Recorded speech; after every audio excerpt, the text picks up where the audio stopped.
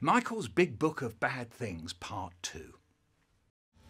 My dad had a favourite page in Michael's Big Book of Bad Things. Page 1. Because on page 1 it said, "Oh yes, like the time you threw your mother's best ring out of the window. It was her grandmother's." Now I know that sounds bad, but I was only 2. You don't know you're doing a bad thing when you're 2. I must have seen the ring on the floor, toddled over, picked it up and gone, whee, and it went flying out the window.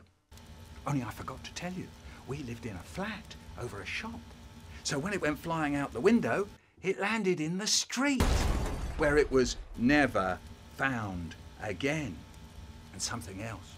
My mum and dad could speak another language. It's a language that some Jewish people speak. It's called Yiddish. And my dad didn't say the English word, grandmother. He said the Yiddish word. And that made it sound all kind of ancient and traditional. So my dad says, "Oh yes, like the time you threw your mother's best ring out of the window. It was her bubbas." Bubbas.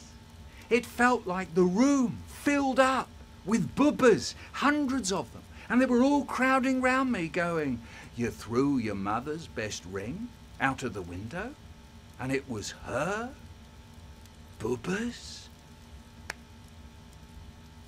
So what happens the next time I get into trouble?